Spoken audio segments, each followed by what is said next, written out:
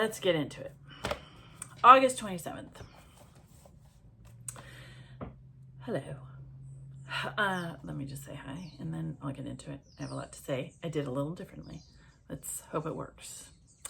The biggest challenge seemed to revolve around how to characterize the spiritual transformation, which was at the heart of the program.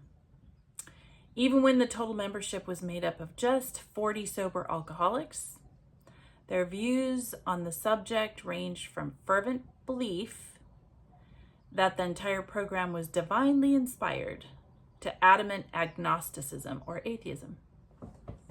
Bill W., a biography of Alcoholics Anonymous, co-founder Bill Wilson by Frances Hartigan. Okay, so this is good. Sounds like coffee shop chatter that could have taken place after yesterday's meeting, doesn't it? We have literalists who treat our texts as sacred, and we have just as many who think that revising them biannually wouldn't be enough. Co-founders are forward thinkers who overcame their biases to welcome gays, LGBTQ+, right? People of color, women, and young people, despite their fears that inclusion could dilute the program, impact reputation, or spell its demise. Quite the opposite happened. Viva la différence, right?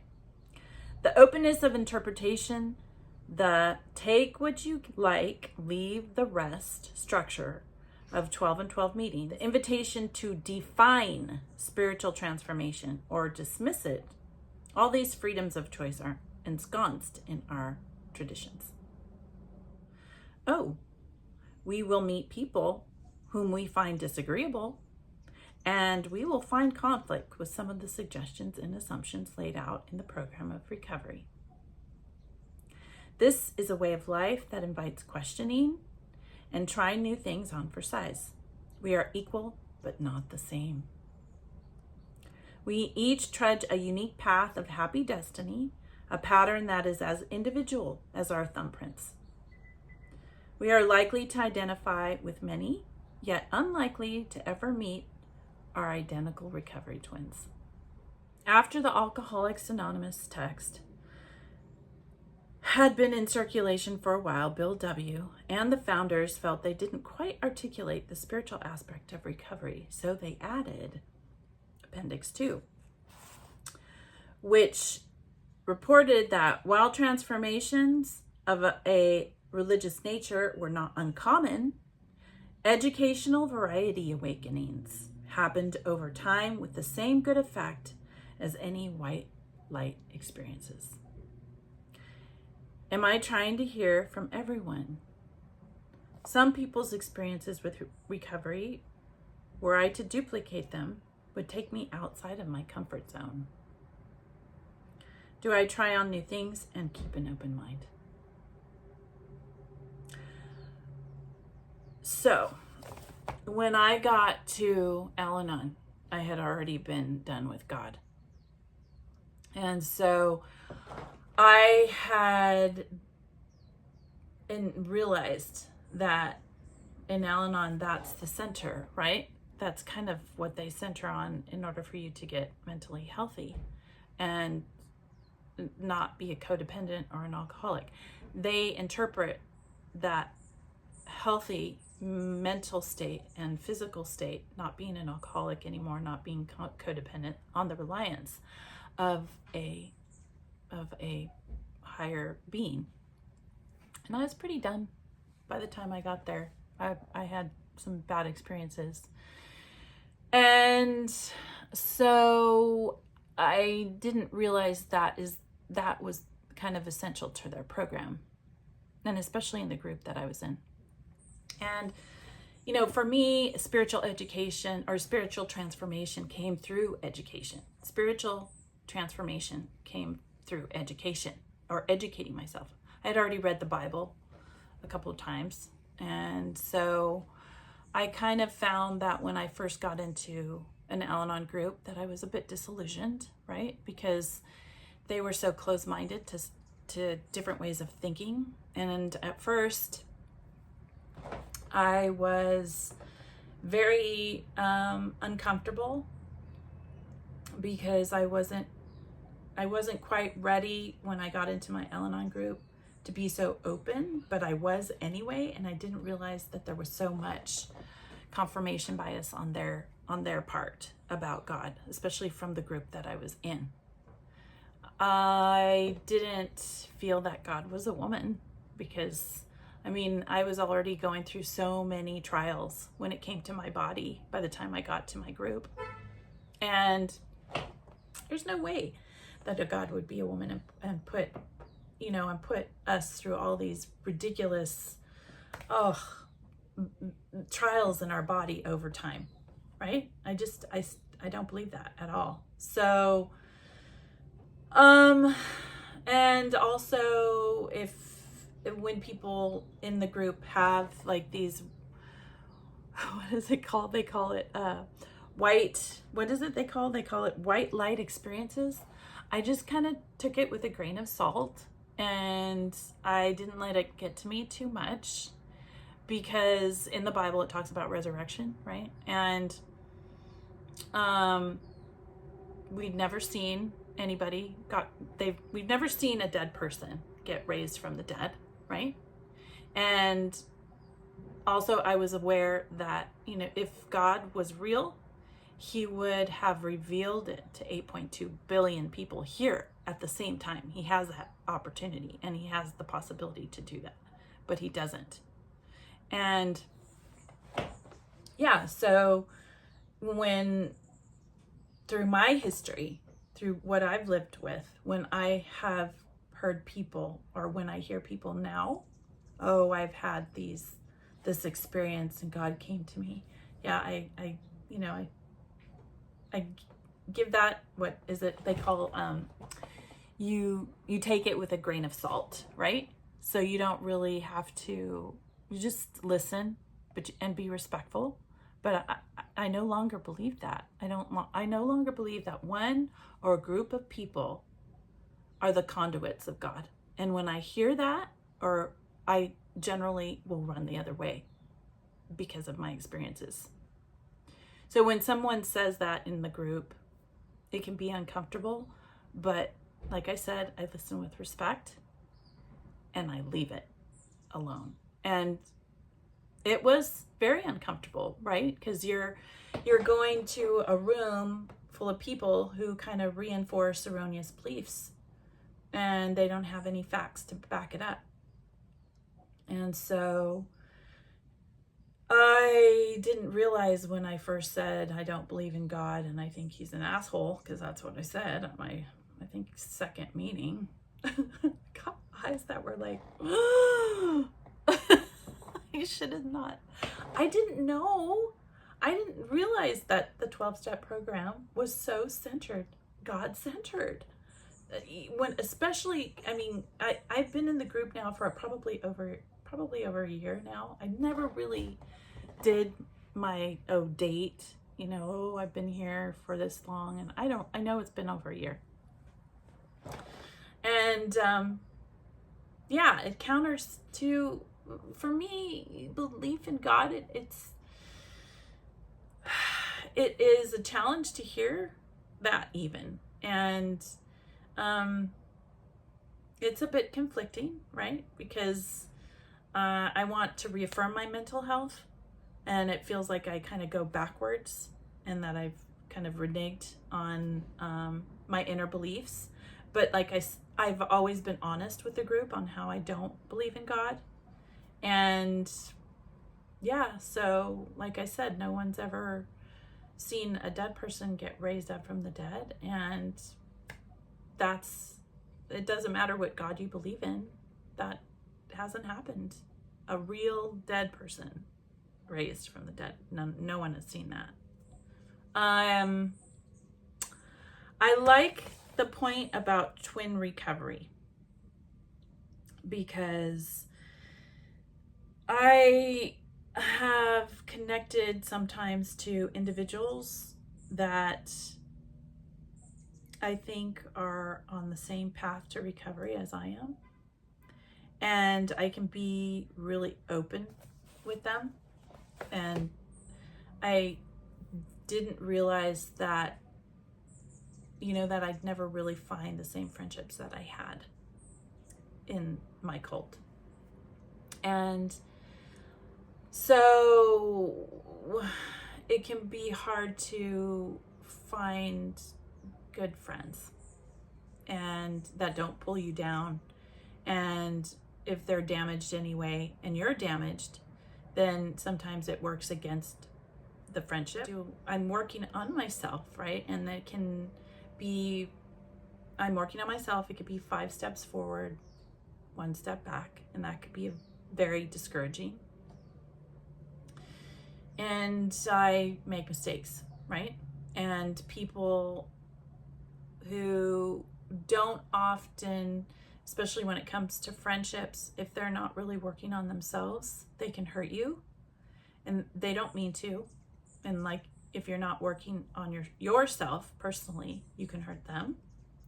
So it's really important to kind of stick with recovery no matter what, and then making sure that you can distance yourself from those individuals, and like vice versa. And if you're not healthy, if you're pulling someone down, and we can still have those times where we pull someone down, and if they're good friends, they'll help you realize it with love, right? With love, they'll call it to your attention with a kindness and a lovingness that will help you to get through it. But if that's not happening and they're being unkind, then yeah, you want to make sure you distance yourself. And working on yourself is a very, very challenging. I mean, it can be overwhelming at times.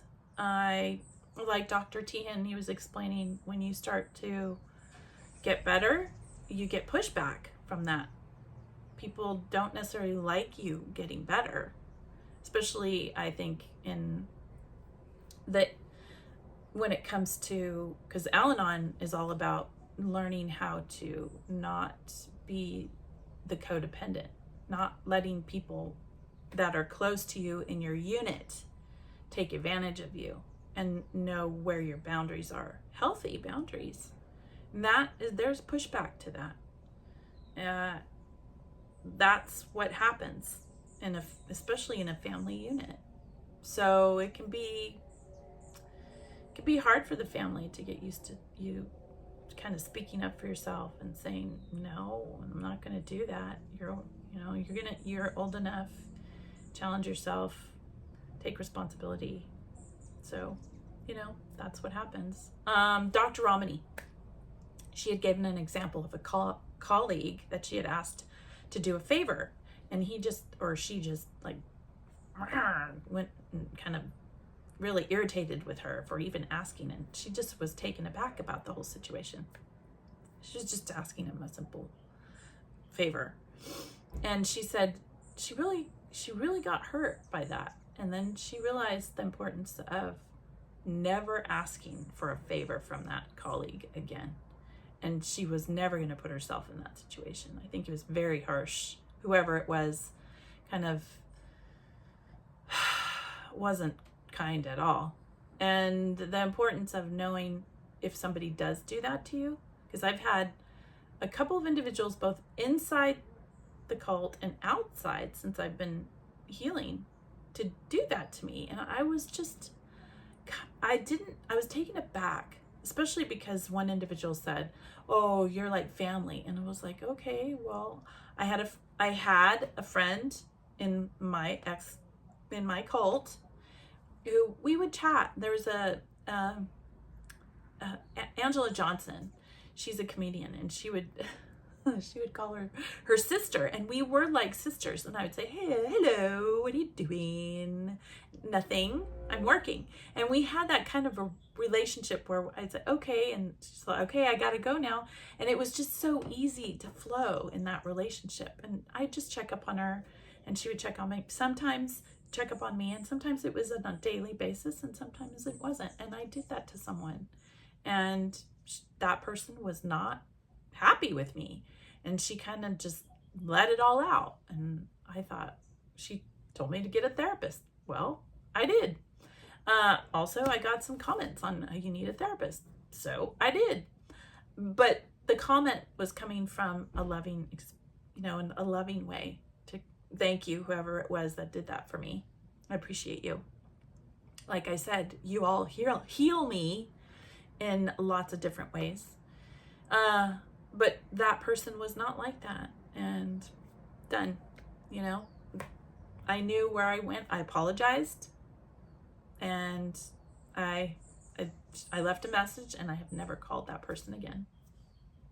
So you're going to come to different experiences, and then you have to understand that the importance of you getting healthy so that you can deal with those experiences in a healthy way, and then realize that they could be damaging to you. Oh, I'm so sorry for the noises. Yeah, I'm sorry. Well, the bottom line is, sorry for the noise. As we peel ourselves back and we notice our choices, it can be overwhelming. And so don't give up. You will get better over time. I know, because it's happening to me. Little by little, it's happening. I did it a little differently. I read the information first, and I tried to pick up certain points. And my brain goes all over the place. It's been going all over the place for quite some time. And you all heard that. So from the very beginning. So I figured, since I am menopausal, I probably should do something like this instead of all over the place, right? So I hope you liked it. It's not my favorite thing sometimes to put it on paper. It reminds me too much of my cult and how we used to do 5-minute. Women would have to do 5-minute, sit down at a table and talk to each other, and I don't like that. I don't like anything. I like everything impromptu. I like it from when it comes through my heart. I don't like it when it's just written on a piece of paper. But since I am not doing too well with my brain going all over the place, yeah, I figured that would. Might as well challenge myself and try and do it a different way. I hope you liked it. I'm doing better. It takes time to get better. So yeah. It's challenging every day, and with teenagers and marriage and bills and more bills and just physical ailments that come up. Don't give up. Don't give up. Sorry for the noise. Follow your bliss. Follow your bliss. Thank you for my 540 something followers. Just let me tell you, you have helped me in so many ways. You have no idea. And when I needed a break. I don't know how consistent I will be, but I needed a break so I could get myself back together. And little by little, it's happening. I did not expect my body and my brain to react so differently to chemical changes. Not particularly happy about all of the changes. That's what you get when you're a woman. So all you women out there, oh my gosh, big hug. Oh, it's rough. Menopause is so rough. I even have my fan. You like my fan? Again, reminding me of our what? Do you remember these fans? Dodger Stadium. Yeah, so whatever. If you were around during Dodger Stadium, and if you don't know what I'm talking about, we used to sit in the sun, and the mamas and the grandmas and the aunties and the sisters all carried these things around because it was bloody hot in Los Angeles in the summertime. Yeah, and we'd sit in the heat. I love you all. Follow your bliss and be good humans.